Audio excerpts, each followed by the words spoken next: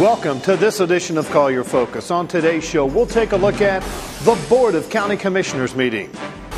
The County Commission draws a line in the sand for public beach access. And the board approves the contract for a new upgrade for the North Collier water treatment plant. I'm Troy Miller. We'll cover these stories and more next on Collier Focus. Stay tuned. Whether reporting on the latest news stories or hot issues, taking a look at county government services, or announcing what's happening around the county, this is Collier Focus, bringing government home. At the recent Board of County Commissioners meeting, the board had a discussion about the recent actions of the Mariah Bay Club that saw them set out cones to section off a private area on the beach. The board chambers were overflowing with residents who told the board that the portion of Vanderbilt Beach being roped off has always been open to the public.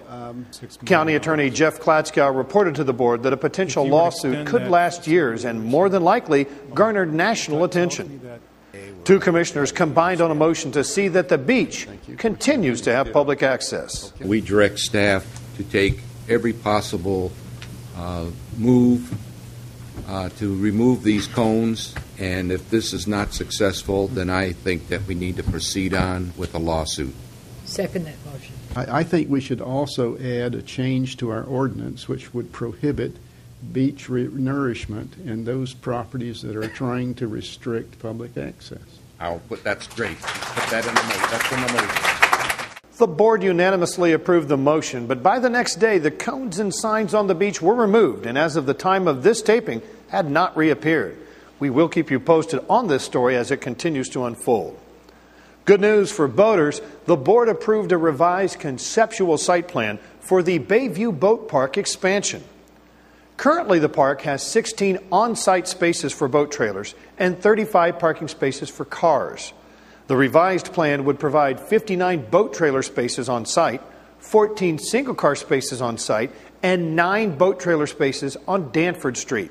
The plan is to best utilize the space available. The board approved a conceptual plan for the Bayview project, which allows us to move forward with maximizing the footprint of boat and trailer spaces on site. As you know, one of the major concerns for the commission is water access. So this gives us a significant improvement on the Bayview site. Currently, we only have 16 trailer spots, and this takes us to a total of 68 when you look at the whole site. So, moving forward, we're able to do what the county commission has directed us to do, is provide additional water access to the public through a boat launch. Work at Bayview will begin immediately and will be done in several phases over the next 15 months. The board approved the awarding of a $2.9 million contract for the construction of the finished water quality and odor control compliance project at the North Collier water treatment plant. The new project focuses on degasification and odor control in a more environmentally friendly and cost-effective way without sacrificing water quality or taste.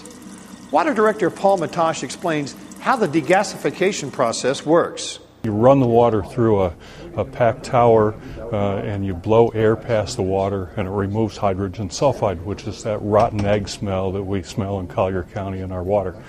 And so we are removing that hydrogen sulfide from the water stream. And the odor control, the second part of that water treatment process, actually takes the hydrogen sulfide out of the air and puts it in a small chemical stream that's handled by our wastewater plant. So we're improving the taste and odor of the water. Contracts and parts will take a while to be put in place, so construction is not set to begin for several months. The board, acting as the Community Redevelopment Agency, heard several items about the Immokalee CRA that deal with the creation of a business development center. The facility, which will be located at the Immokalee Airport, is a collaboration between the Immokalee CRA and the Airport Authority. The Business Development Center is designed to provide financial assistance in the form of low-cost rental space and business guidance in many forms. They'll set up a plan, and every quarter they'll review that plan with the director, and they'll see if they're making progress. If not, then they'll make adjustments to that plan, so that at the end of 4 years they'll be ready to go out into the private sector. The board also approved a grant application that would help fund the startup and first-year operating cost. The board heard a presentation by the Collier Foreclosure Task Force concerning various legislative proposals introduced in this year's legislative session in Tallahassee. The board agreed that making their wishes known in Tallahassee early in the process may be the best way to get their desired results. The board instructed the task force to quickly outline a list of priorities. What we will need is your recommendation concerning what are the important issues. Is a change in the judicial process important? And if so, what are the changes? The elimination of deficiency judgments, is that a good thing?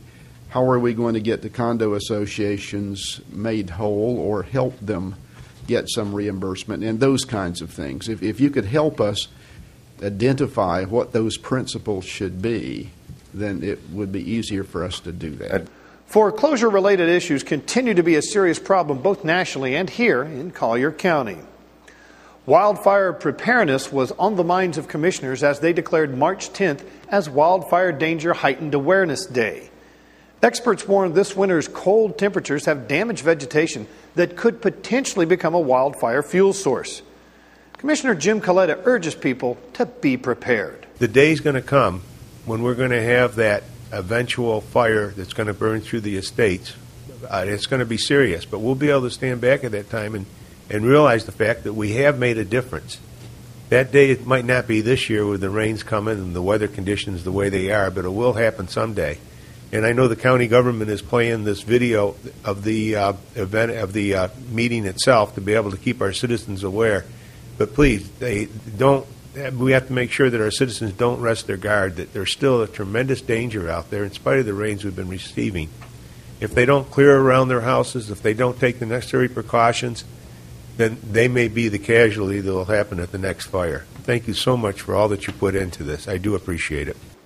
To learn more about brush fire prevention, watch Wildfire 2010 right here on Collier Television or go to the colliergov.net website and click on the video section. The board had a discussion about the cost booting companies can charge for immobilizing illegally parked cars. Last fall, the board set a fee of $25 as the maximum that companies could charge in order to remove a boot. Since that time, some homeowners associations and the booting companies have expressed concerns about the rate, claiming that they are not covering their cost and that the $25 fee is not a deterrent to illegal parkers. The board agreed to have staff take all of the information presented and come back with a recommendation for changes to the ordinance. The board approved a proclamation designating March 14th through March 20th as Sunshine Week. There to accept on behalf of the county commissioners was citizen liaison Heather Grimshaw, and from the clerk of court's office was Crystal Kinzel. Sunshine Week is about the public's right to know what its government is doing and why, and seeks to enlighten and empower people to play an active role in their government at all levels. Well, it's time for a break. When we come back, the Transportation Department has a groundbreaking for the Oil Well Road Improvement Project. And the Health Department is offering free childhood vaccinations. All of that and more when Collier Focus continues.